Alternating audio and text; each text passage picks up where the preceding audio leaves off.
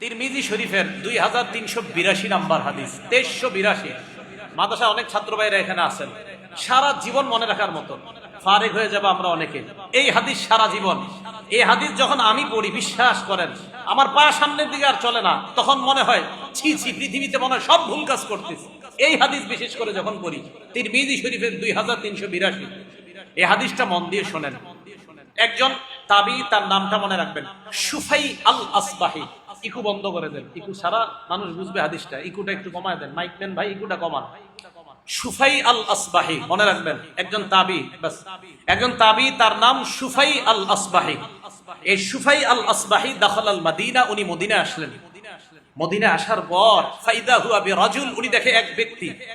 যেমন লালবাগ মাদ্রাসায় বুখারী অনুষ্ঠান যেদিন হইতো, হ্যাঁ, হাজার হাজার মানুষ কেন্দ্র করে সামনে একজন থাকতেন, হাফিজ জিউজুর রহমতুল্লাহ আলাই, পর্যায়ক্রমে শামসুল ফরিদপুর রহমতুল্লাহ আলাই, মুফতি আমিনী রহমতুল্লাহ আলাই, এখন আব্দুল হাই সাব দামাত বরকাতুহুল আলিয়া। এই যে হুজুরকে কেন্দ্র করে হাজার হাজার মানুষ চারপাশে থাকে, এমনটা হয় না? তো উনি বলেন, মদিনায় আসলাম, যাওয়ার পর আমি দেখলাম একটা মানুষকে কেন্দ্র করে সামনে হাজার হাজার মানুষ। উনি প্রশ্ন করলেন, মান হাজা, এই লোকটাকে? জনগণ জবাব দিল, ওনাকে চিনো না? হাজা আবু হুরায়রা, এটা আল্লাহ নবীর সাহাবা আবু হুরায়রা। ওই জামানায় যিনি হাদিস পড়াইতেন, তাকে কেন্দ্র করে হাজার হাজার ছাত্র হয়ে যেত। সুফাই আল আসবাহি বলেন, আবু হুরায়রার কাছাকাছি আমি গেলাম, যাওয়ার পর কআতু বাইনা ইয়াদাইহি, আমি তার কাছে বসলাম। বসার পর দেখি ওয়া হুয়া ইউহাদ্দিসুন নাস, মানুষকে তিনি হাদিস শোনায়। ফালাম্মা সাকাতা ওয়া খালা, হাদিস থেকে উনি ফারেক হওয়ার পর যখন একাকী হলেন, আমি তার কাছে গেলাম। যাওয়ার পর আমি তাকে শপথ দিয়ে বললাম, আনশুদুকা বিহাক্কিন ওয়া হাক্কিন, আমি আপনাকে শপথ দিয়ে বলতেছি, লামা হাদাসতানি হাদিসান সামি'তাহু মির রাসূলিল্লাহি সাল্লাল্লাহু আলাইহি ওয়াসাল্লাম আলিমতাহু ওয়া আকালতা। দেখেন কি কয়, আবু হুরায়রাকে আমি বললাম, আপনি আমাকে এমন একটা হাদিস শোনান যে হাদিসটা আপনি নবীজির থেকে ভালো করে শুনছেন, বুঝছেন, জানছেন। আবার বলছেন, আপনি আমাকে এমন একটা হাদিস শোনান যে হাদিসটা নবীজির থেকে ভালো করে আপনি শুনেছেন, ভালো করে জেনেছেন, ভালো করে বুঝেছেন। বাংলা তিনটা বুঝছেন সবাই? ভালো করে শুনেছেন, বুঝেছেন, জেনেছেন, এমন একটা হাদিস আমাকে শোনান। আবু হুরায়রা রাদিয়াল্লাহু তাআলা এই হাদিস বলার সময় উনি বললেন, লা ফালু, হ্যাঁ তুমি যা বলছো আমি তোমাকে একটা হাদিস শোনাবো। দেখেন কি কয়, লা উহাদ্দিসান্নাকা হাদিসান হাদাসানিহি রাসূলুল্লাহ সাল্লাল্লাহু আলাইহি ওয়াসাল্লাম, আমি তোমাকে এমন একটা হাদিস শোনাবো যে হাদিসটা আল্লাহর নবী আমাকে শোনাইছেন। এই কথা বলার সাথে সাথে নাশাগা আবু হুরায়রা নাশগাতান, আবু হুরায়রা বেহুশ হয়ে গেছে। কি হয়ে গেছে? ঘটনা কি? হাদিস কিন্তু বলে নাই, বেহুশ হয়ে গেছে। বেহুশ হওয়ার পর ফাবাকাসাত ক্বালিলা, সামান্য সময় পর আবার হুশ ফিরে আসছে। হুশ ফিরে আসার পর বলতেছে, লা উহাদ্দিসান্নাকা হাদিসান হাদাসানিহি রাসূলুল্লাহ সাল্লাল্লাহু আলাইহি ওয়াসাল্লাম ফি হাযাল বাইত মা মা'ানা আহাদুন গায়রি ওয়া গায়রুহু, আমি তোমাকে এমন একটা হাদিস শোনাবো যে হাদিসটা আল্লাহর নবী আমাকে এই ঘরের মধ্যে শুনিয়েছেন, আমি আর আল্লাহ নবী ছাড়া এই ঘরের মধ্যে আর কেউ ছিল না। এই কথা বলার পর নাশাগা আবু হুরায়রা নাশগাতান উখরা, আবু হুরায়রা আবার বেহুশ হয়ে গেছে। হাদিস বলে না কিন্তু, আমি তোমাকে এমন একটা হাদিস শোনাবো, এটা বলে বেহুশ। আবার বলতেছে, আমি তোমাকে একটা হাদিস শোনাবো যেটা নবীজি আমাকে শোনাইছে, এটা বলে আবার বেহুশ। আবু হুরায়রার আবার হুশ ফিরে আসছে। আসার পর বলে, লা উহাদ্দিসান্নাকা হাদিসান হাদাসানিহি রাসূলুল্লাহ সাল্লাল্লাহু আলাইহি ওয়াসাল্লাম ফি হাযাল বাইত ওয়া মা মা'ানা আহাদুন গায়রি ওয়া গায়রুহু, আল্লাহর নবী আমাকে এমন একটা হাদিস শোনাইছে যে হাদিসটা আমি তোমাকে শোনাইতে চাই। এই হাদিস এই ঘরের মধ্যে, নবী বলছে এই হাদিস বলার সময় আমি আর নবী ছাড়া ঘরের মধ্যে আর কেউ ছিল না। এই কথা বলার পর আবু হুরায়রা আবার বেহুশ। দুনিয়ার জন্য, বিশেষ করে উলামায়ে কেরাম আমরা যারা, আমাদের জন্য শিক্ষণীয় এই হাদিস। হাদিস বলতে যাবে, বলতে পারতেছে না, খালি বেহুশ হয়। আবার হুশ ফিরে আসছে। আবার হুশ ফিরে আসার পর আবু হুরায়রা বলে, লা উহাদ্দিসান্নাকা হাদিসান হাদাসানিহি রাসূলুল্লাহ সাল্লাল্লাহু আলাইহি ওয়াসাল্লাম, আমি তোমাকে এমন একটা হাদিস শোনাইতে চাই যে হাদিসটা আল্লাহ নবী আমাকে এই ঘরের মধ্যে বলছে, আমি আর আল্লাহ নবী ছাড়া কেউ ছিল না। সুম্মা নাশাগা আবু হুরায়রা নাশগাতান, আবু হুরায়রা আবার বেহুশ হয়ে গেছে। আবার হলো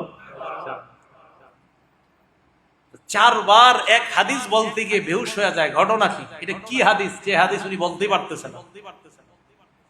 বলেন তো যিনি বর্ণনাকারী নাম কি? সুফাই আল আসবাহি। কি নাম? সুফাই আল আসবাহি। হ্যাঁ, তিরমিজি শরীফের 2382 নম্বর হাদিস, 2382। মাদ্রাসার পুরাতন নুসখাগুলোতে মিলে যাবে, মাদ্রাসার যে নুসখাগুলা মূল নুসখা এগুলোতে মিলে যাবে হাদিসটা। তো আবু হুরায়রা 4বার বেহুশ হওয়ার পর যখন আবার হুশ ফিরে আসছে, বর্ণনাকারী বলেন আবার আবু হুরায়রা হাদিস বর্ণনা করতে গিয়ে যখন মালা খাররান আলা ওয়াজহিহি, আবু হুরায়রা যখন নাকি আবার পড়ে যাবে, মাটির মধ্যে পড়ে যাবে, যাবে অবস্থা আসনাতুহু আলাইয়া তাবিলা, আমি আবু হুরায়রাকে তাড়াতাড়ি আমার শরীরের সাথে ট্যাগ লাগায়া বসাইলাম, আমার শরীরের উপরে হেলান দিয়া এইভাবে আবু হুরায়রাকে বসায় রাখছে। বসানোর পর যখন হুশ ফিরে আসছে, আসার পর আমি ভালো করে ধরে বললাম হাদিসটা শোনান। আবু হুরায়রা বলেন, শোনো, আল্লাহ নবী বলছেন ইন্নাল্লাহ তাআলা ইযা কানা ইয়াউমুল কিয়ামা ইয়ানজিলু ইলাল ইবাদ, কিয়ামতের ময়দান যখন হবে আল্লাহ বান্দাদের সামনে নামবেন, লিয়াকজি বাইনাহুম, বান্দাদের মাঝে ফয়সালা করার জন্য। আউয়ালু মান ইয়াদউ বিহি রাজুলুন তাআল্লামা, সর্বপ্রথম আল্লাহ 3 ব্যক্তিকে ডাকবেন। 1 নাম্বার তাআল্লামাল কোরআন, যেই ব্যক্তি কোরআন শিখছে। কি শিখছে? কোরআন। হাফেজ উদ্দেশ্য, আলেম উদ্দেশ্য, এটা দ্বারা হাফেজ উদ্দেশ্য, আলেম উদ্দেশ্য।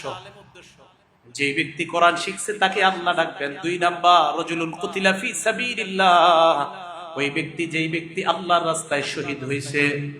3 নাম্বার রাজুলুন কাসীরুল মাল, যেই ব্যক্তি প্রচুর সম্পদশালী ব্যক্তি, এই ব্যক্তিকে আল্লাহ ডাকবেন। ডাক দেওয়ার পর সর্বপ্রথম আলেমকে আল্লাহ বলবেন, আমি তোমাকে এমন বিদ্যা শিক্ষা দিয়েছিলাম যেই বিদ্যা আমি আমার নবীর উপর নাজিল করেছিলাম। ফামাযা আমিলতা ফীমা উল্লিমতা, আমি তোমাকে যা শিক্ষা দিলাম তুমি কি আমল করছো? আমি তোমাকে শিখিয়েছিলাম কোরআন সুন্নাহর বিদ্যা তোমার মধ্যে দিয়েছিলাম, এই বিদ্যা অনুযায়ী কি আমল তুমি করছো? ওই বান্দা জবাব দিবে, আকুমু বিহি আনা আল-লাইলি ওয়া আনা আন-নাহার, আমি সকাল সন্ধ্যা আমল করছি আল্লাহ। আল্লাহ বলবে কাযাবতা, তুমি মিথ্যা কথা বলতেছো। তাকুলুল মালাইকাতু কাযাবতা, ফেরেশতারাও বলবে তুমি মিথ্যাবাদী। আরাত্তা ইউকাল, তুমি এই নিয়ত করেছো তোমাকে যেন মানুষ বলে কারি, তুমি বিশাল বড় কারি। ওই জামানায় কারি মানে বড় আলেম, কারি মানে বড় আলেম। কারি মানে কি বলা হয়? বড় আলেমকে। আল্লাহ বলবেন তুমি মিথ্যা বলছো, তোমাকে যেন বড় আলেম বলা হয়, বড় কারি বলা হয়, বড় মুফতি মুহাদ্দিস বলা হয়, এই কারণে তুমি বিদ্যা শিখছিলা। ওয়াকাত কিল, তোমাকে অলরেডি যা চাওয়ার সেটা তোমাকে বলা হয়েছে, যাও এখন জাহান্নামে যাও। অন্য বর্ণনা আছে এই ব্যক্তিকে হেঁচড়াইতে হেঁচড়াইতে জাহান্নামে ফেলে দেওয়া হবে। 2 নাম্বার শহীদকে আল্লাহ ডাক দিয়ে বলবেন, তুমি কেন শহীদ হয়েছো? বান্দা বলবে আল্লাহ কাতালতু সুম্মা কুতিলতু, আমি আপনার রাস্তায় লড়াই করেছি, এক পর্যায়ে আমি শহীদ হয়ে গেলাম।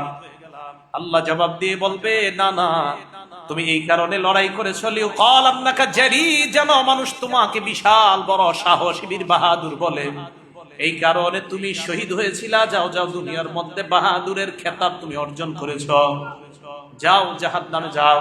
3 নাম্বার সম্পদওয়ালাকে ডাক দিয়ে বলবেন, সম্পদ কোথায় তুমি খরচ করেছো? বান্দা বলবে মাবুদ তোমার রাস্তায় খরচ করেছিলাম। আল্লাহ বলবেন আরাত্তা ইউকাল আন্নাকা জাওয়াদ, তোমাকে যেন মানুষ বিশাল বড় দাতা বলে, এই কারণে তুমি সম্পদ খরচ করেছিলা।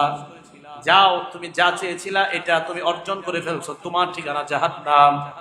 এই ব্যক্তিকে জাহান্নামের মধ্যে নিক্ষেপ করা হবে। এই হাদিসের এই অংশে আল্লাহ নবী বলেন, উলাইকা সালাসা তুসাউআরু বিহিমুন নার, এই 3 ব্যক্তির মাধ্যমে জাহান্নামের আগুন সর্বপ্রথম আল্লাহ প্রজ্বলিত করবে। আবু হুরায়রা বারবার 4 বার বেহুশ হওয়ার কারণ প্রথমে আলেম, এজন্য উনি বারবার বেহুশ হইতেছে যে এই কাতারে তো আমিও আছি। আবু হুরায়রা রাদিয়াল্লাহু তাআলা বারবার বেহুশ হওয়ার কারণ যে এই কাতারে আমি আছি, আমার কি অবস্থা হবে। এই জন্য যে বিষয়টা আমি বুঝাইতে চাইলাম, প্রথম কথা আমাদের প্রত্যেকটা আমল যেন আল্লাহর দেখানোর জন্য হয়, মানুষকে দেখানোর জন্য না হয়। দ্বিতীয় কথা যেটা বুঝাইতে চাইলাম, আমাদের প্রত্যেকটা আমল একমাত্র আল্লাহকে খুশি করার জন্য যেন হয়, ইখলাস থাকে ভিতরে।